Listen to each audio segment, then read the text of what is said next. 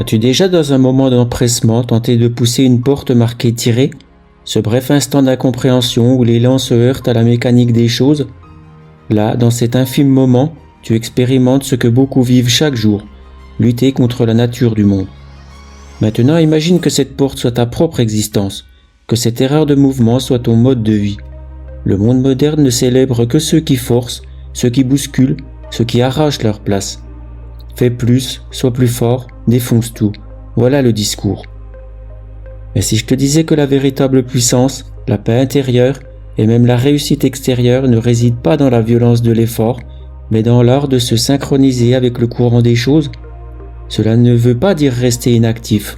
Cela signifie comprendre le timing du monde, agir avec précision, ajuster sa force au moment, comme un sabre qui frappe au moment juste, et non dans un élan vide. À première vue, cela peut ressembler à une invitation à l'abandon, à la passivité. Mais c'est tout le contraire. Il faut une maîtrise infiniment plus grande pour discerner quand avancer et quand attendre, quand trancher et quand retenir la lame. C'est cette distinction que les stoïciens et les samouraïs avaient intégrée au plus profond d'eux. Stoïcisme, ce mot est devenu presque abstrait aujourd'hui, mais à l'origine, c'était un art de vivre, un code d'honneur, une discipline quotidienne pour forger un être humain en harmonie avec l'ordre du cosmos et avec sa propre nature. Les maîtres stoïciens, Marc Aurèle, Sénèque, Épictète, n'étaient pas des rêveurs détachés de la réalité, ils étaient des hommes d'action, confrontés aux dures réalités du pouvoir, de la guerre, de la perte, de l'épreuve. Marc Aurèle, empereur et soldat, écrivait dans ses pensées pour lui-même: « Ne gaspille pas ce qui te reste de vie à scruter ce que font les autres, sauf si c'est pour en retirer un bien pour eux. » Il nous rappelle que forcer son regard à l'extérieur est vain. La véritable conquête est intérieure. Ce n'est pas le monde qu'il faut soumettre, c'est notre propre cœur qu'il faut aligner. Tout comme le samouraï polissait son esprit autant que sa lame pour que l'un et l'autre frappent dans l'harmonie de l'instant. Sénèque, dans sa sagesse lucide, écrivait: « Le destin conduit l'homme qui accepte et traîne celui qui résiste. » Image puissante, où tu avances dans la danse du monde, où tu es traîné par la vie, meurtri, brisé, épuisé. Il nous enseigne qu'il existe un temps pour agir de toutes ses forces et un temps pour laisser le courant nous porter. Et c'est là que se trouve la frontière invisible entre l'effort juste et la force vaine. L'effort aligné est comme ramer dans la direction du courant, fluide, naturel, presque joyeux, malgré la dépense d'énergie. Forcer, c'est lutter contre le courant, s'épuiser à vouloir plier le monde à ses caprices, se consumer dans l'illusion du contrôle. Comment reconnaître si l'on force ou si l'on agit avec justesse? Par les signes silencieux, le corps tendu, l'esprit agacé, l'impression de gravir sans fin une pente glissante. Voilà la marque de la force inutile. À l'inverse, l'effort vrai se ressent comme une danse. Présent, concentré, mais sans attachement. Fier de l'action accomplie, quel qu'en soit le résultat. Le samouraï ne combattait pas pour la victoire, mais pour l'honneur d'avoir combattu avec pureté. De la même façon, les stoïciens prenaient des décisions en pleine conscience. Ils plantaient les graines, mais laissaient à la nature le soin de donner la récolte. Ils agissaient dans l'instant, mais sans enchaîner leur bonheur aux fruits de l'action. Ce n'est pas un idéal ancien à admirer de loin, c'est une voie à suivre ici et maintenant. Chaque jour, dans nos objectifs, dans nos relations, dans nos ambitions, nous avons le choix, forcer ou agir en harmonie. Comment poursuivre ses rêves sans devenir leur esclave? Comment aimer sans vouloir posséder? Comment progresser sans se consumer dans l'avidité? La réponse est là, apprendre à discerner ce qui dépend de nous et ce qui appartient à l'ordre du monde. Agir avec intensité là où nous avons pouvoir et lâcher prise là où l'univers doit parler. Épictète nous le rappelle avec force, aucune grande œuvre ne se crée d'un seul coup. Tout, absolument tout, grandit dans le silence patient du travail juste et non dans le fracas de la précipitation. C'est cette philosophie, ce mélange de force disciplinée et d'acceptation active qui te donnera la paix intérieure, l'endurance face aux tempêtes et la clarté dans chacun de tes gestes. Ne pousse plus la porte qui se tire, observe, ressens, agis au bon moment. Deviens l'homme qui avance dans l'ordre naturel des choses, non par faiblesse, mais par puissance véritable.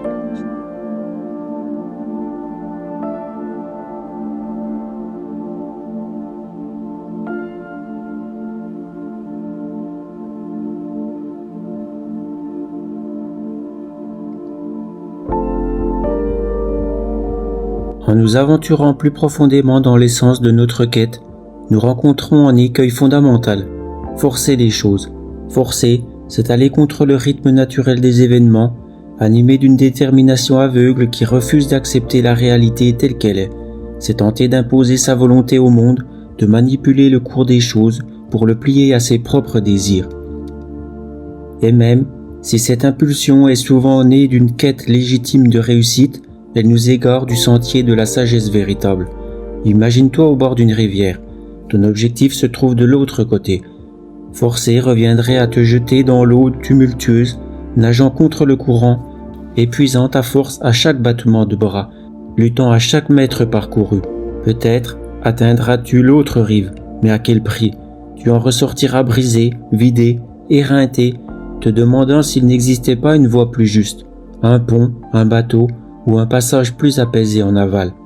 Ce combat contre le courant extérieur n'est que le reflet d'un combat plus sournois, celui que nous livrons à l'intérieur.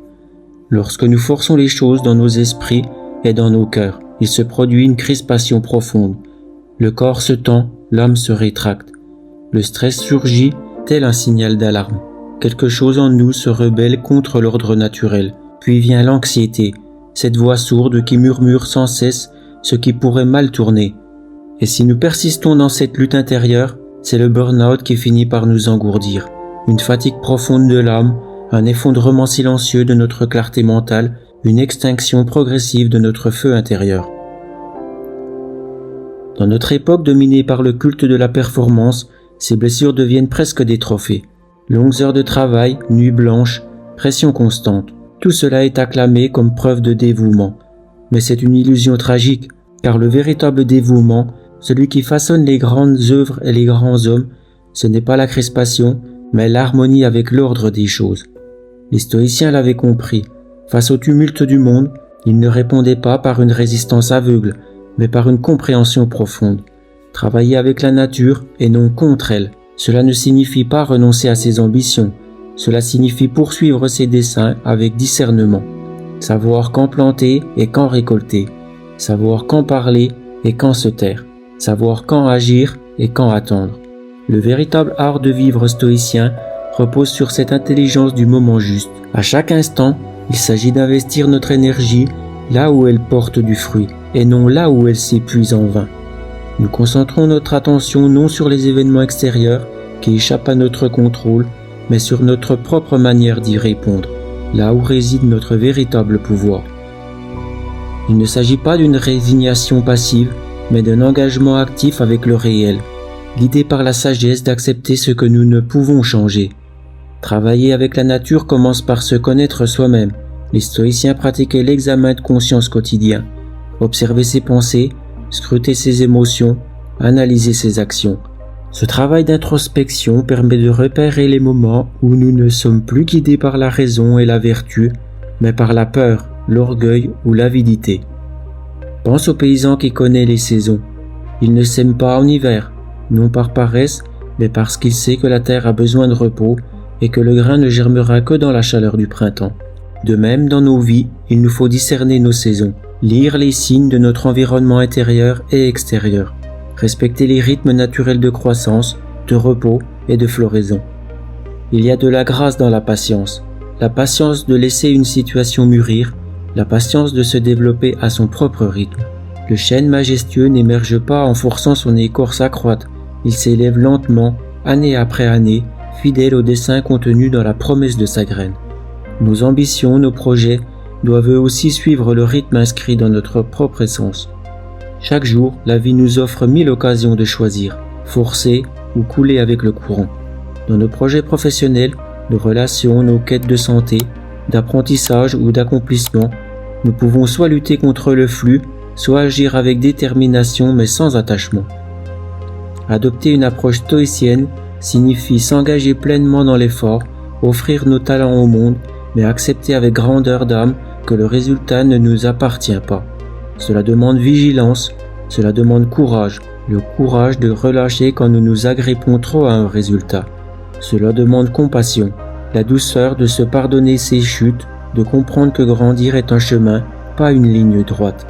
Souviens-toi de cette maxime stoïcienne. vivre en accord avec la nature. Ce n'est pas choisir la facilité, c'est choisir la véritable force, celle qui creuse des canyons dans la roche, non par violence, mais par la patience obstinée de l'eau, la force tranquille qui sculpte des merveilles invisibles à l'œil pressé. C'est cette résistance subtile et puissante qui saisit la force de l'eau glissant sur la roche, une insistance douce mais implacable, capable au fil du temps de sculpter même les obstacles les plus durs. Pour approfondir la compréhension de cette philosophie, il nous faut voyager dans les tréfonds de l'histoire, là où le stoïcisme a puisé sa sève éternelle. Les anciens stoïciens percevaient le monde comme un réseau vivant, où chaque élément était tissé par une raison divine qu'ils nommaient Logos. Dans cet immense tissu cosmique, ils enseignaient que notre véritable pouvoir ne réside que dans notre capacité à juger sagement et à agir avec vertu. Tout le reste demeure hors de notre portée, confié aux mains du destin ou de la providence. Cette compréhension forgeait leur manière d'aborder l'existence, non pas par passivité, mais par une action lucide, tempérée par l'acceptation profonde que nous ne contrôlons ni les vents ni les marées de la vie. C'est cette tension harmonieuse entre maîtrise intérieure et abandon du superflu qui forme le fil d'or du stoïcisme, un fil que l'on retrouve aussi dans le code du samouraï, où l'action disciplinée se conjugue toujours à une acceptation sereine de l'impertinence. Une anecdote historique illustre magnifiquement cet esprit, celle de Zénon de Cityon, fondateur du stoïcisme. Marchand prospère, Zénon vit sa fortune engloutie par un naufrage près d'Athènes. Ce qui aurait pu être perçu comme une tragédie irréparable devint pour lui un tournant. En étudiant auprès de Cratès, il se lança dans l'élaboration d'une philosophie où la véritable richesse ne réside pas dans les biens matériels, mais dans la vertu et la sagesse intérieure. Le naufrage de Zénon, un coup du sort brutal, fut le catalyseur de son éveil philosophique. Il démontre ce principe immuable: la vie n'est pas ce qui nous arrive, mais ce que nous en faisons. De l'adversité, il tira non du désespoir, mais une lumière intérieure. Ce principe rejoint l'esprit du samouraï stoïcien. Celui qui, face au chaos, ne cherche ni à fuir ni à s'acharner contre l'inévitable, mais qui transforme l'épreuve en voie d'élévation personnelle, en discipline du cœur et de l'esprit. Avançons jusqu'à notre époque contemporaine où le mythe du contrôle absolu règne en maître. À l'ère de la technologie omniprésente, où tout semble optimisable, programmable, mesurable, nous avons entretenu l'illusion que la vie pouvait être totalement domptée. Les agendas minutés, les applications de productivité, les algorithmes prédictifs, tout concourt à renforcer cette croyance illusoire. Pourtant, malgré ces outils, l'essentiel demeure inchangé. Ce qui dépend véritablement de nous se limite à nos pensées, nos choix et nos actions. Le stoïcisme, comme l'esprit des anciens guerriers japonais, nous rappelle une vérité essentielle. Le trouble ne vient pas des événements eux-mêmes, mais de notre attachement à leur issue. Dans le monde moderne, des entrepreneurs aux entraîneurs sportifs, ceux qui comprennent que la qualité du processus l'emporte sur l'obsession du résultat, trouvent dans le stoïcisme un allié puissant. L'excellence naît d'une action présente, ancrée, détachée du fruit de ses efforts. Regardons également les figures historiques ayant incarné cet idéal. Nombre d'entre eux, confrontés à l'adversité, n'ont pas sombré dans la plainte ou le ressentiment. Ils ont utilisé chaque épreuve comme une forge pour leur caractère. Cette capacité à transformer l'obstacle en matière première pour la croissance est l'essence du véritable courage. Celui que prônent les stoïciens et les samouraïs. Un courage non bruyant, non spectaculaire, mais profondément enraciné. Dans notre quotidien, ce principe est une boussole précieuse. Chaque difficulté rencontrée, qu'elle soit mineure ou bouleversante, est une invitation à distinguer ce qui dépend de nous de ce qui échappe à notre emprise. À travers cette pratique intérieure, nous forgeons une sérénité profonde, une clarté d'esprit que ni les tempêtes du monde ni les incertitudes de l'avenir ne peuvent ébranler. Plus encore, dans un monde où les repères moraux vacillent, le stoïcisme et le bushido, la voie du guerrier, offrent un socle inaltérable. Il nous enseigne que la vertu doit primer sur la gloire, la sagesse sur l'érudition, l'intégrité sur la reconnaissance. Par cette voie, nous bâtissons une grandeur intérieure indépendante des caprices de la fortune. Et lorsque surgissent les crises, personnelles ou collectives, le stoïcisme devient un flambeau. Le courage véritable n'est pas l'absence de peur, mais la capacité de continuer malgré elle. Il s'agit d'avancer dans l'incertitude avec un cœur ancré dans la vertu, flexible comme le bambou sous l'orage, mais inébranlable dans son essence. Ainsi, la sagesse de laisser advenir les choses, d'embrasser le destin sans renoncer à l'action vertueuse, n'est pas une philosophie poussiéreuse reléguée aux bibliothèques. C'est une voix vivante, vibrante, plus pertinente que jamais. Elle nous invite à entrer dans une danse subtile avec le destin, mener avec notre vertu, suivre avec notre acceptation et créer une harmonie intérieure qui fait écho à celle des maîtres stoïciens et des samouraïs d'antan. Cette harmonie, intemporelle et profonde, nous rappelle qu'au sein du chaos des courants de la vie, nous possédons tous le pouvoir de cultiver un sanctuaire intérieur, un refuge de paix, de force et de clarté. À travers les chroniques de l'histoire, depuis le naufrage de Zénon jusqu'aux épreuves et triomphes de notre époque, la philosophie stoïcienne demeure un compagnon fidèle. Elle ne nous appelle pas à fuir les combats de l'existence, mais à les affronter avec sagesse, avec la constance du cœur et la sérénité d'un esprit accordé à la musique millénaire de la sagesse. À travers le prisme du stoïcisme, nous découvrons que l'art de laisser les choses advenir n'est pas une capitulation, mais une conquête plus profonde, celle de la maîtrise de soi, de la vertu et d'une vie vécue en harmonie avec le chant silencieux du monde. En nous immergeant dans la trame riche du stoïcisme, nous atteignons un point d'inflexion décisif, la philosophie de l'action sans forcer. Il ne s'agit pas d'une condamnation de l'action elle-même, mais une mise en garde contre l'attachement aux fruits de nos actions. C'est un équilibre délicat, s'engager pleinement dans nos entreprises avec force et conviction, tout en renonçant à l'illusion de contrôler leurs résultats. Une leçon que les samouraïs connaissaient bien. Agir avec intensité et rigueur, mais accepter que l'issue du combat ne leur appartienne jamais totalement. Pour les stoïciens, l'action est essentielle. Nous sommes les participants vivants de la grande tapisserie de l'existence. Chaque décision, chaque mouvement tisse un fil dans ce motif en perpétuelle évolution. Mais ils opéraient une distinction claire. Agir relève de notre pouvoir. Forcer un résultat échappe à notre domaine. Nous sommes appelés à investir toutes nos forces dans l'action juste, mais à cultiver un détachement gracieux envers ses fruits. Imagine l'action comme le semis d'une graine. Nous pouvons labourer, planter, arroser avec soin, mais la croissance, elle, dépend de facteurs hors de notre portée. La richesse du sol, la clémence du ciel, le passage du temps.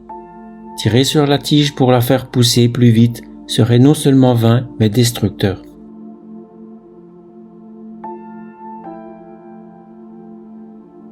Le vrai guerrier stoïcien et samouraï, c'est cela. Il agit avec intensité dans l'instant présent, puis laisse la vie suivre son cours. Un exemple célèbre tissé des textes stoïciens illustre cette sagesse. Celui de l'archer. L'archer bande son arc, ajuste son tir avec précision et relâche la corde. Son devoir s'achève au moment du lâcher, là où la flèche atterrit, que ce soit par un vent contraire ou par le mouvement imprévisible de la cible, n'est plus sous son contrôle. Sa paix intérieure naît de son action accomplie avec maîtrise, non de l'orgueil ou du chagrin lié au résultat. Cette image trouve un écho profond dans la voix des samouraïs pour qui la perfection du geste prime toujours sur l'issue du duel. Le stoïcisme, dans son appel à l'action détachée, entre en résonance subtile avec la philosophie orientale du taoïsme, notamment à travers le concept de l'action sans effort. Ce n'est pas une incitation à l'inaction, mais à l'alignement naturel avec le flux du monde. Il enseigne l'art d'agir au moment opportun, sans lutte ni rigidité inutile, en suivant le rythme spontané de l'univers, tout comme la rivière qui suit son cours sans forcer ses berges. Il nous invite à ressentir quand avancer avec force et quand céder avec souplesse. L'action sans effort nous enseigne à investir nos énergies avec discernement là où elles seront les plus fécondes. Appliqué à notre quotidien, ce principe nous apprend à reconnaître la différence entre agir et forcer. Agir, c'est cultiver notre jardin intérieur, semer, arroser, nourrir avec patience. Dans nos vies personnelles, cela se traduit par l'effort de faire de notre mieux, dans nos métiers, nos relations, notre cheminement intérieur, sans nous empoisonner par l'obsession du résultat. Ce détachement ne diminue pas la qualité de notre action, au contraire, il la sublime. Libérés de l'attente, nous sommes plus présents, plus authentiques, plus en harmonie avec ce que nous accomplissons. La convergence entre stoïcisme, taoïsme et bushido est saisissante. Toutes ces sagesses ancestrales nous enseignent à renoncer au besoin de contrôle, à faire confiance au processus naturel de la vie. Elles nous rappellent qu'il existe dans l'univers une intelligence plus vaste que nos volontés individuelles et que notre véritable pouvoir réside dans notre capacité à nous y accorder, à agir avec intégrité, puis à laisser l'ordre du monde accomplir sa part. Dans cette danse silencieuse entre action et détachement, entre force et souplesse, nous retrouvons l'essence du guerrier stoïcien et samouraï, un être qui agit avec tout son cœur, mais qui accepte l'issue avec la même noblesse. Ces filiations philosophiques convergent vers une vérité simple mais d'une puissance inébranlable. La peine n'est pas du contrôle des résultats, mais de la certitude d'avoir agi avec justesse au maximum de nos capacités et avec une intention pure. C'est le cœur de l'action sans forcer, un cœur qui bat calmement, résonnant avec la sagesse intemporelle qui a guidé d'innombrables hommes à travers les tumultes de l'histoire. Appliqués à nos vies modernes, ces principes ouvrent une voie vers une existence à la fois plus sereine et plus efficace. Nous apprenons à distinguer l'effort sain du besoin maladif de tout contrôler. Nous posons des objectifs, nous nous engageons avec ferveur, puis nous acceptons de laisser aller. Dans ce lâcher-prise émerge une nouvelle forme de force, celle de l'adaptabilité, de la résilience et d'une profonde harmonie avec l'ordre des choses. C'est ici, dans l'union de la détermination stoïcienne et de la fluidité taoïste, que naît l'art d'agir sans forcer. Une danse avec la vie, puissante et paisible, productive et libératrice. Le stoïcisme des grands sages nous offre des leçons essentielles sur cet art du lâcher-prise, nous fournissant une carte pour vivre une vie à la fois énergique et tranquille. Épictète nous rappelle un principe fondamental, la distinction entre ce qui dépend de nous et ce qui n'en dépend pas. Ce discernement est la pierre angulaire de la paix intérieure stoïcienne.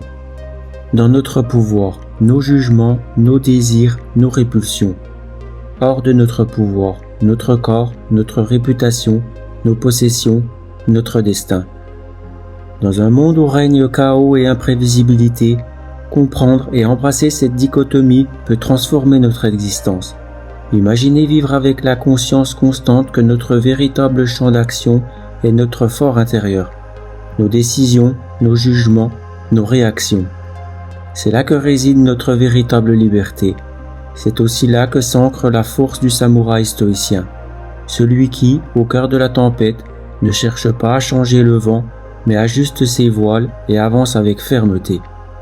Concrètement, cela signifie que nous devons concentrer nos énergies sur notre manière de répondre aux événements plutôt que de nous épuiser à vouloir en dicter le déroulement.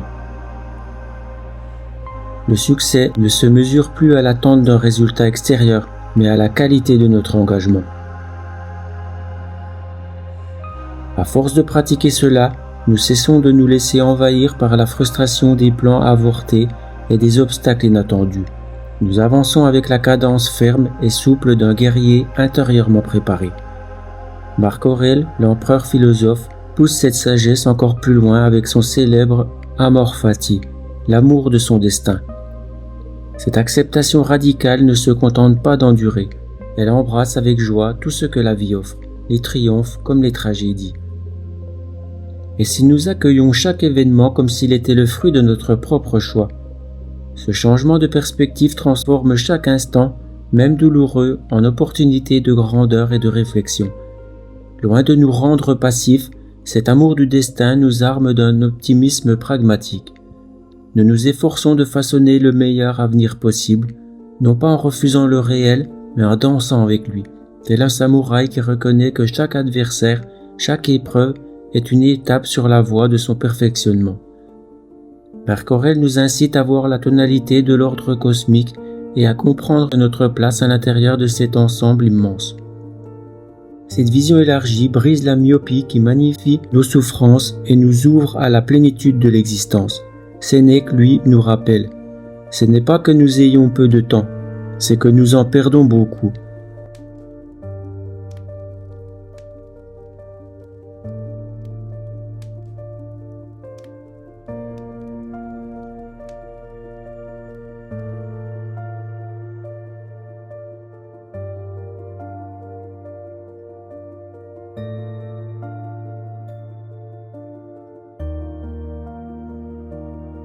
Dans un monde moderne saturé de distractions où notre attention est devenue une monnaie d'échange, son appel à l'économie du temps est plus que jamais crucial.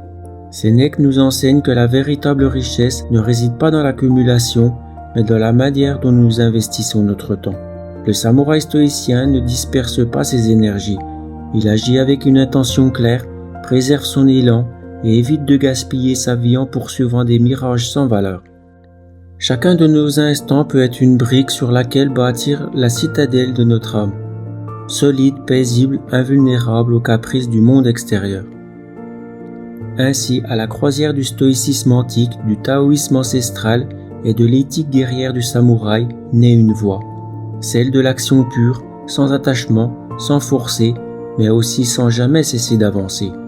Une voie faite de rigueur et de souplesse, de volonté et d'acceptation, où chaque acte devient une offrande à la grandeur silencieuse de la vie elle-même.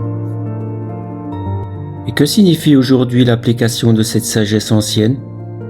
Cela exigerait un effort conscient pour laisser aller le trivial, l'interminable défilement sur les réseaux sociaux, l'obsession pour la vie des autres, l'inquiétude pour des choses hors de notre portée. À la place, nous pourrions choisir d'employer notre temps dans des poursuites qui nourrissent notre âme, des buts qui élèvent notre esprit et améliorent notre monde. Cela pourrait signifier approfondir nos relations, cultiver nos talents, contribuer à nos communautés. C'est un appel à délaisser le superficiel et à s'engager profondément avec l'essence véritable de la vie. Le stoïcisme, comme l'esprit du samouraï, n'enseigne pas l'indifférence au monde, mais une manière plus profonde d'y participer. Il ne s'agit pas d'un détachement froid, mais d'une capacité à discerner ce qui a réellement du poids et ce qui n'est que poussière au vent. Il ne s'agit pas de s'abstenir d'agir, mais de choisir des actions imprégnées de sagesse. En intégrant ces leçons, nous apprenons à renoncer à l'illusion du contrôle, à cesser de résister à la réalité et à abandonner les distractions qui volent notre énergie et notre temps.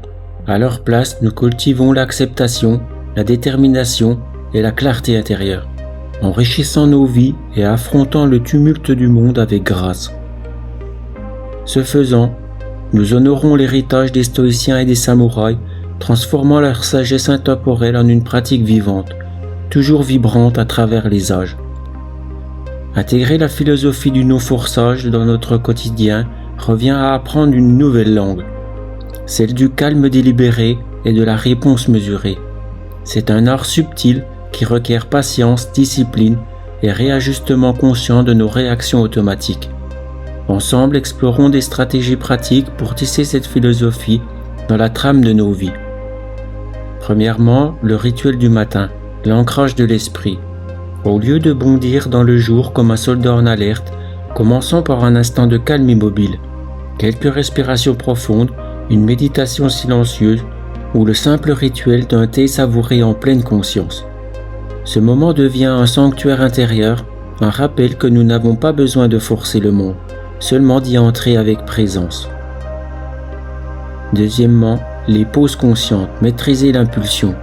Avant chaque tâche, chaque réunion, chaque réponse, une petite pause, un souffle pour nous demander, agissons-nous par choix ou par compulsion ? Tentons-nous de forcer un résultat ou de donner simplement le meilleur de nous-mêmes ? Ces pauses deviennent des points de contrôle de l'esprit, renforçant l'art du non-forçage au cœur de notre quotidien. Troisièmement, la communication active, écouter sans imposer. Dans chaque échange, pratiquons l'écoute active. Laissons l'autre s'exprimer sans précipiter ni manipuler le dialogue. Offrons cet espace rare et précieux où la parole peut s'épanouir naturellement, libre de toute contrainte.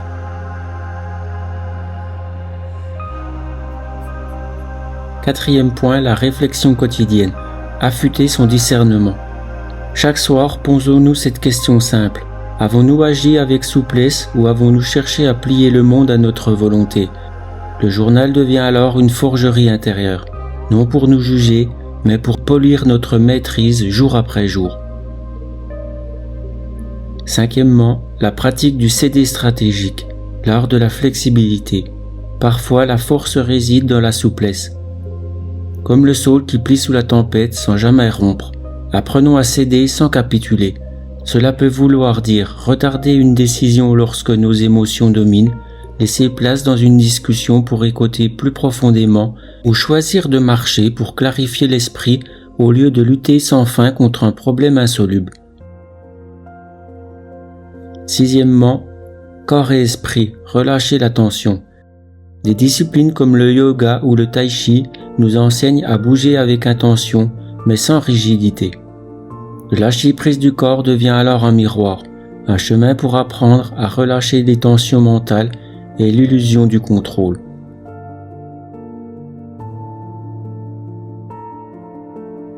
Septièmement, effort et abandon, l'équilibre du guerrier.